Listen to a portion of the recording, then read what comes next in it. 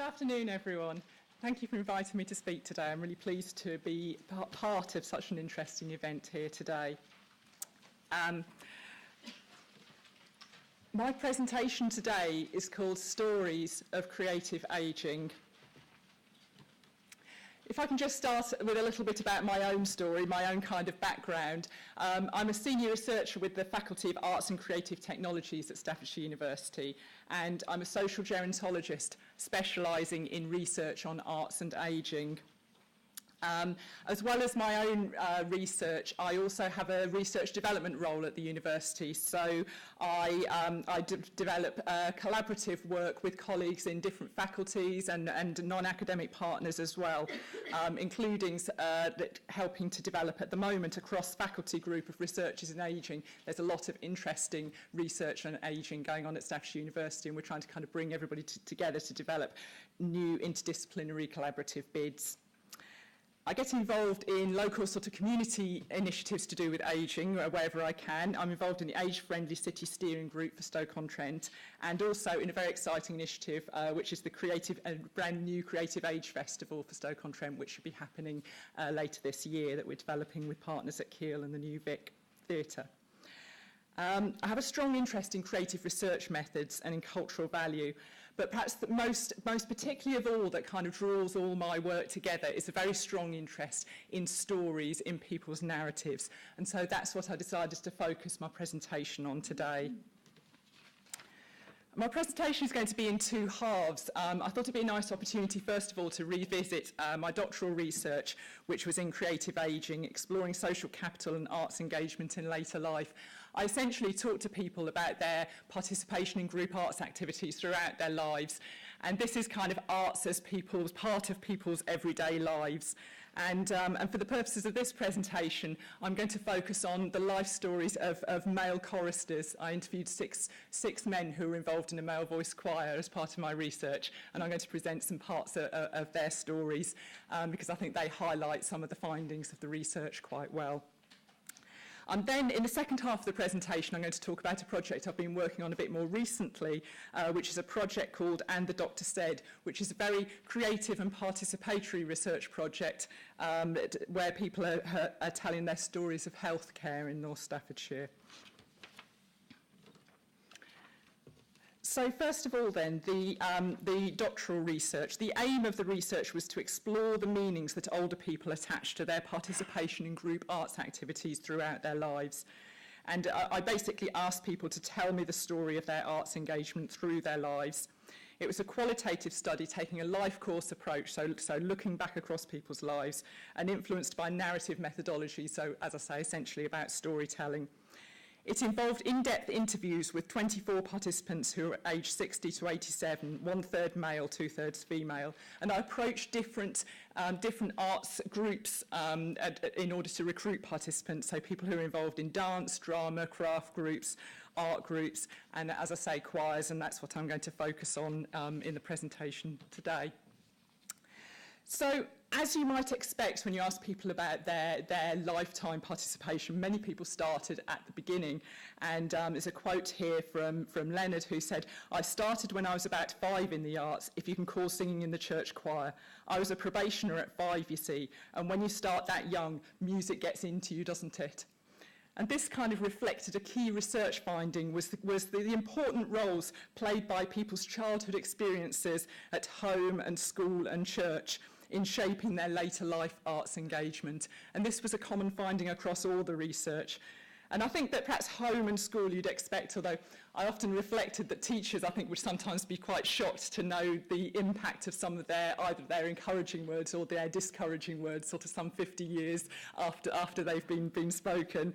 But perhaps the influence of the church is perhaps a distinctive feature for people of this generation, that many people had been involved in church choirs, or also did drama or crafts and things like that at Sunday school as well. So church was quite an important part of people's everyday arts participation. The other thing that's worth mentioning, in particular in relation to the male choristers, is that actually their being in the armed forces had been highly influential as well, that some of them had performed in the RAF or the army, and in some cases would still kind of meet up with ex-colleagues to share stories of those days of performing together. In keeping with this kind of finding, most people's stories of their arts participation followed quite a logical and coherent narrative. Few people had taken up something completely new in later life, and it tended to be a continuation of their earlier activities. Even when people did start something completely new, they tended to explain it in terms of kind of taking after somebody, you know, I'm like my mum like that, or I'm like my dad. So there was still this kind of logical continuation in their story.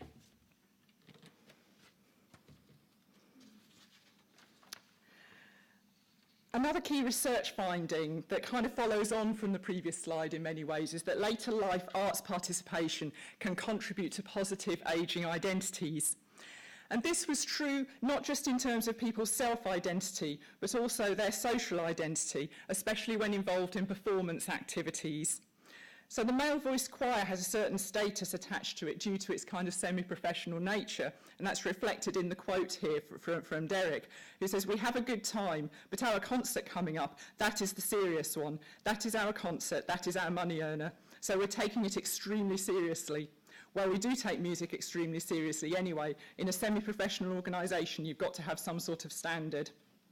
And other of the male choristers talked about the pride in wearing the uniform and the pride in performing, as well as the actual enjoyment of performing. Like Derek talked about the buzz when he performed, and it took him a while to come down from the kind of the buzz after the concerts. And so new members are encouraged to join the choir, but performances have to conform to a high standard, and members have to treat it as serious leisure. But as well as having the serious semi-professional aspects of participation, there were many, many stories about the high levels of practical and emotional support that people experience through being part of this group, and perhaps something of the sense of kind of family as well. And these were just a couple of the numerous examples of this.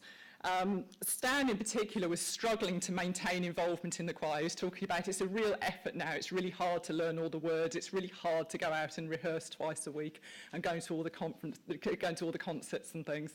So, and I kind of said, well, what is it that keeps you going? Why do you keep doing it even though it's such an effort? What keeps you going? And this was his response. He said comradeship and being together. There's a lot of feeling in the choir. I mean, if anybody's bad, everybody mucks in. They're always there for you. If you wanted anything, they're always there for you. And there's and the other lovely story that's on the slide was from Leonard, who talked about when he was in hospital, and I had 16 or 18 choristers around my bed one afternoon. Now that showed whether they cared, didn't it? Hey, and they all started singing, and I think this evokes this wonderful kind of picture in this hospital ward of Leonard in his bed with 16 choristers all singing around his hospital bed. And I think it touches on what earlier speakers have talked about, that this kind of challenges these kind of these stereotypes of kind of dependency in later life and things, that there is a very strong culture of mutual support and interdependence rather than dependence.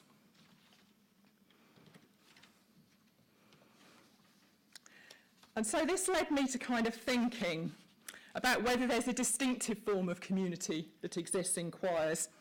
And in considering this, I was very struck by this quote from Stan, which very much reminds me of the way that people tend to talk about the communities of days gone by. You know, when people talk about, in the old days, everybody knew everybody else in the street, and that's quite a common kind of thing for people to say. And I think this quote kind of echoes that in many ways. So Stan says, and you know everybody in the choir, and they know you. Yeah, because you stand by them people all the time, you see. Your first tenors, second bass, first bass. I mean, there's 4 of us who always stand together, and you get to know your cordon. And so in thinking about this, I was quite influenced by some previous research on dance groups. And the previous research on dance groups had found that in dance groups, the very act of dancing is like a metaphor for community in itself, because it's the collective act and the collective support and so on. And it struck me that similarly with choirs, the very act of singing, and perhaps especially in the male voice choir, where people are kind of grouped into the parts that they sing, so the choir becomes a metaphor for community itself. And the concept of communitas has also been used in this respect to describe a kind of an intense community spirit that is characterised by social equality and solidarity and togetherness. And I think there was certainly lots of evidence of that in the research. But alongside the positive stories of engagement in a close and supportive community, there also existed threats to involvement in that community, and one of these was the impact of people's health. Now, generally speaking in the research, there were numerous examples of ways in which people's arts participation was a positive strategy for dealing with their health issues. Sometimes, even when people were in extremely poor health and with very limited mobility, they were able to continue to engage in group arts activities, sometimes even taking a role in leading groups and so on, despite serious health issues. However, in some cases, their health became a barrier. And this was the case for Philip, who had very recently stopped attending the choir as he could no longer stand for the performances. He was struggling with a sense of loss, and even returning the uniform, he talked about that being a very difficult and painful thing to do. His story reveals the importance of the choir in his life and clearly illustrates why he was struggling so much with having to give up. This part of his story begins when he retires from a job that he loved, working on airlines, and moved to a new area. So he says, in the meantime, the male voice choir saved me. When I left flying in 1995, there was a very good choir here, and I'd heard them on one of the old 33 Rev vinyl records. I found one track on there that I played over and over and over till midnight, and I thought, oh, I'm going to join that lot. And I had to, and I did, and I stuck with it until this stick. It made my walking difficult, and it really did hurt, and I couldn't really carry it on. But I did nearly 10 years of it, and the taking part was that lovely sound. Oh, it filled the gap of not writing many poems again. But that was basically what it was, and so now I've got the memory of the choir, many friends still in it, and so he continues.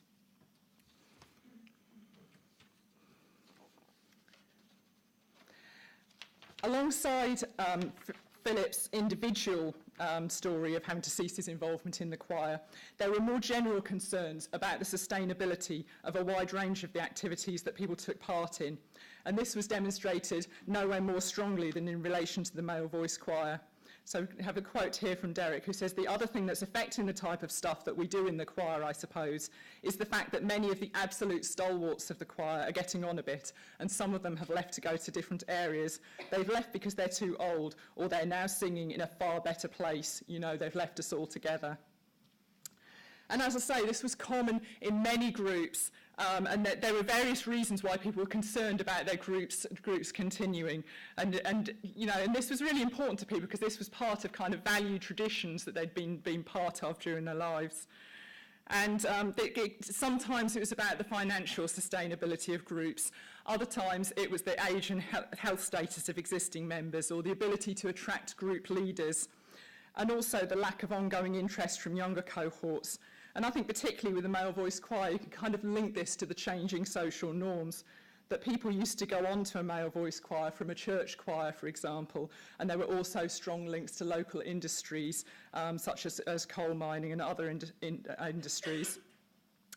But on a more positive note, people acknowledged that quite often people would join as they became older, so they would have people in their 60s who were then joining the male voice choir. And so, which poses quite an interesting question for us all, I think, about our kind of future everyday arts participation, and whether we'll kind of carry on doing just the same things as we do now, or whether that will kind of develop and evolve, and what will our stories of creative ageing be. So I want to move on now to the second project that I wanted to talk about as part of this presentation. The project I wanted to include this project as a contrast to the fairly traditional approach to social research that I did with my PhD research, where I went in as a researcher, gathered people's stories, and then analysed and reframed the stories according to the academic lenses that I was using. Whereas this project that I'm going to talk about, by contrast, is very much about people telling their own stories in creative ways. It was an AHRC project and linked to the Connected Communities programme, and I worked with colleagues at Staffordshire, Keele and Northumbria universities on this project. It's about exploring people's experiences of healthcare in North Staffordshire, historically as well as recently, because the Connected Communities programme is partly about exploring the changing nature of communities.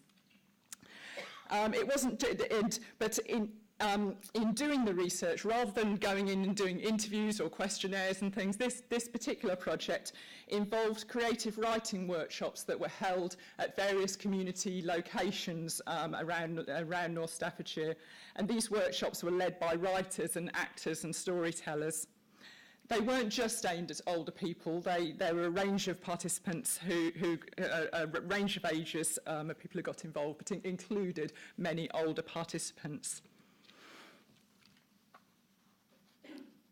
One strand of the project, there was 4 sets of workshops, and one of the sets in particular was aimed at older people as well as younger people. It involved teenage mums and older women who attended workshops that were led by actor and playwright Debbie McAndrew. And in the workshops, the women exchanged stories of health and healthcare. And then the conversation was recorded and transcribed, and then developed. Debbie worked with the groups to develop a 3-act audio documentary from what they had recorded. And the group performed the documentary, it was recorded, and then went onto the project website. And I'll give you the web address in a minute, so that if you want to listen to the documentary, then you'll be able to, along with the other resources on there. Some of the most interesting stories that people were told are around kind of motherhood and giving birth and things, the changes between years ago and more recently. But there were many other stories too. And other workshops resulted in other forms of creative writing, so for example, poems and short stories and so on, about people's experiences. There's a real wealth of creative writing that resulted from the project. There's currently a book in publication, which will be a free book, and that will contain all of the writing that people did. As I say, there's an audio documentary and also project films in which people who wanted to could talk about taking part in the workshops and sharing some of their stories if they wanted to on the films. And all that can be seen on the project website.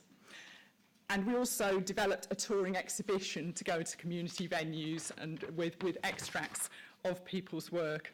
And there's some photos there from the launch of the exhibition, which took place at the Burslem School of Art back in December. And I think perhaps the key thing that I learned from this project, and in particular I think perhaps from the exhibition, is the real value as a researcher of taking the stories back to the communities that they came from, and the pride that people had in seeing their stories featured in this high quality exhibition. And it was a real celebratory event where you can see people there have volunteered to read their stories so they could perform their stories to an audience and so on. And I think it was a really positive event. We got lots of positive feedback about the event, and I think people found it a very valuable experience to be able to not just write their stories, but to actually be able to share them in that way. So to finish with, I'd just like to share the key things, the key points that I'd like to make. And I think firstly is the value of storytelling in research with older people, actually in research with anybody, but we're focusing on older people today. And kind of in order to connect people and to convey powerful messages, and often to contribute to social change as well.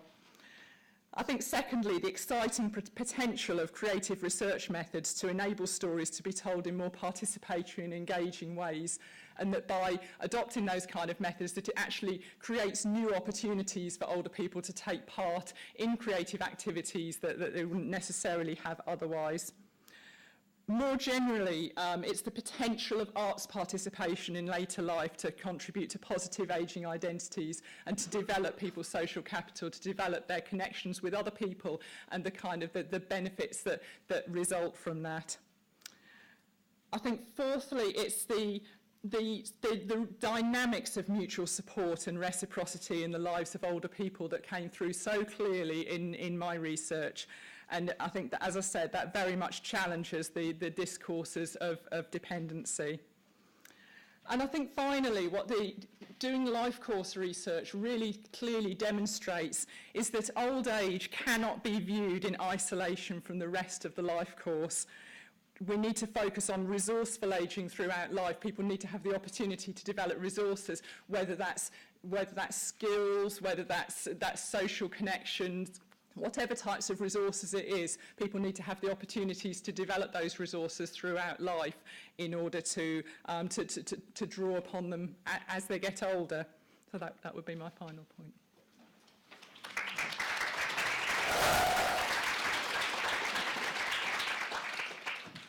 Now over to you. Are there any questions? Yes, there's one over there. And secondly, Professor Siegel.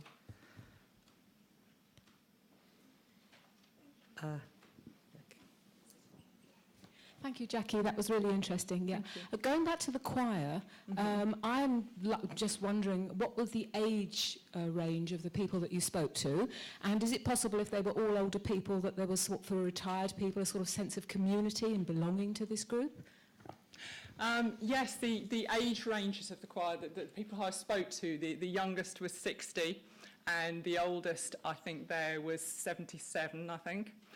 And sorry, what was the second half of your question? Was there a sense of community? Because, you know, there are older people, possibly retired people, and sort of, as you say, reciprocal support for each other in this sort of belonging to this group? Yeah, I think that there was a very, very strong sense of community, and I think that's what led me to thinking about what is it, you know, what's distinctive about singing together as it kind of brings to that community. And I think that there are a number of different things that I've touched upon there, but I think there are some other elements as well, like the fact that it's an all-male group, I think, is also quite interesting, and also some of the women who were involved in all-female activities also talked about that, so some of the kind of the different dynamics within groups of just men or just women, and I think partly that comes about through some of the kind of the shared histories, like I talked about, the kind of the previous experiences in kind of the armed forces and things. Sometimes it's because they'd known each other for a very long while. I mean, I think that the person who'd been in the choir for longest, it was well over 40 years, I think, that he'd been, you know, so you've got very, very long established friendships, you know, going back a very long time. And as I say, I think it's quite unusual to get kind of all-male interaction, or particularly, I guess, in retirement, in different workplaces and things, you might still have that kind of thing, but it's quite rare to have that kind of group. Professor Siegel, any question? Thank you. I think that's all very important, stressing the resources that are needed to enable that. In terms of choirs, there's one in London called Sing for Joy that Carol Grimes has, where most of the people are actually in wheelchairs, because that's a choir for people with MS and Parkinson's, and it's quite amazing to listen to them. But of course, you know, they have to keep fundraising for themselves. I also know artists who go into hospices and drawing pictures of the people there, and they're participating in that. And of course, Ruth Ray, that well-known gerontologist, was working on life histories with people in old people's homes. Although she says one thing that I'll just raise, that some of these old people's homes, she said, though, have this ethos that is a sort of extension, apparently, of keeping them all creative, which is really keeping all the old people busy, but not really sort of working on what they might want to be doing. So some of them might actually want to be spending time alone or thinking or listening to music, but there's an ethic to keep them all busy. So that's the only possible, you know, one has to say, when I think about creativity, this is an individual thing that people want to be doing and can enjoy doing. It's not an ethic that can be imposed on them. No, it's a very interesting point, and I think it comes across quite often in things like, I've had discussions with people about kind of music in care homes and things, and that very often there'll be kind of one CD that gets put on all the time and things, and just because sort of one person likes it or something, and some of the simple ideas like developing individual iPod playlists for different residents, that it actually caters, as you say, it actually caters for so it's not just being creative for the sake of it, that it actually links into people's own interests and likes and so on. So yeah, I think you're absolutely right that it should certainly take account of what people actually want to do and what their interests are, of course, yeah. Gentleman up there at the back. Say that I felt that your presentation resonated very much with my experience. I live in the South Wales Valleys, and the local male voice choir, the Morlice practices in the chapel at the end of my street. And so obviously what you said kind of came home to me, but you made a particular point there about choir perhaps being metaphor for the community. And this is certainly the case in South Wales, and clearly where people work down the pit, you had mutual dependency, you had particular roles and functions within that particular group, and a huge sense of camaraderie. So I suppose my question really is, if choirs are a metaphor for community, and this would be true, I guess, in Stoke and other industrial areas, is it a metaphor for an old community that is now fragmented and rather changed? I think that's an interesting question. It's a good question. I think that there are different types of choirs, aren't there? I think that choirs have become very popular, and I think that are attracting people from all different ages. But I think that there are particular styles that tend to be more favoured by older people. I think with a male voice choir, I think it's quite unusual to see, certainly in my experience of seeing male voice choirs, it's quite unusual to see very young participants in a male voice choir, and perhaps that's something about the kind of the formality of it, the wearing a uniform, the kind of marching onto the stage and be quite regimented about where you stand and that kind of thing. And I suspect that kind of does attract older participants, and well, that's what you tend to see.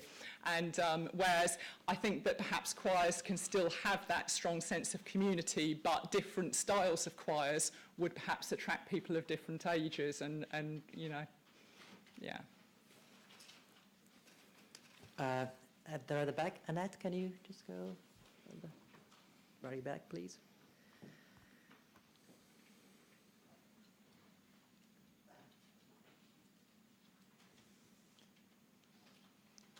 In your talk, and also in talks of a number of other people today, there's been a strong emphasis on arts participation. Although a couple of speakers, including you, have mentioned dance, I'm very much interested in physical activities and participation in physical activities, because I find as I get older, that becomes more and more important to me. Running, cycling, walking. I feel I want to keep that up. There's a personal reason for that, in that my sister, who's 3 years younger than me, has got motor neurone disease, so one sees while one can still move, one should be doing that. Are you aware of any research that I could read, look at, on the importance of physical activity and maintaining that during aging?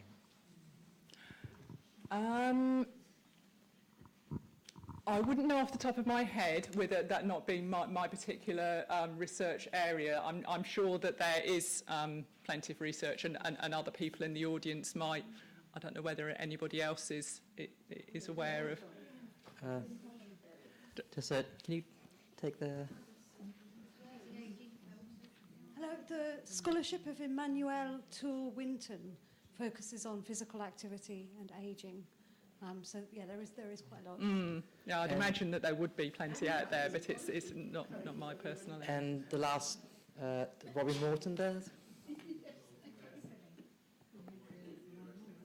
We have some quite strong evidence that physical activity, especially in later life, can have beneficial effects on thinking ability as people age.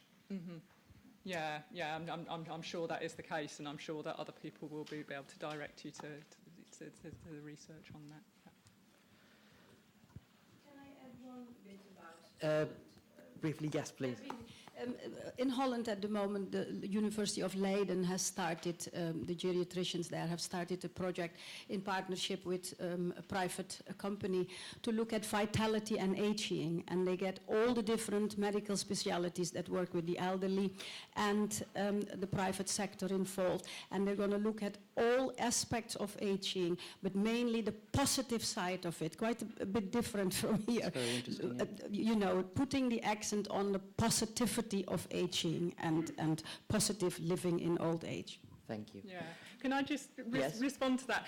I think a particular kind of concept that I like is actually resourceful ageing, because I think that some of the difficulties around positive ageing and successful ageing is that there's the negative side to that. It also implies, well, if you're ageing positively, what does it mean then to age negatively? And if you're ageing successfully, what does it mean to age unsuccessfully? So whereas I think that resourceful ageing has the advantage of the fact that it doesn't imply that kind of judgment that somebody is ageing in a negative kind of way, that people can, that everybody has access to some resources that they can draw upon in later life, and that the emphasis is on developing the resources either individually or within communities. You know, it recognises the role of communities in providing resources for participation, for example. So I quite favour the concept of resourceful ageing.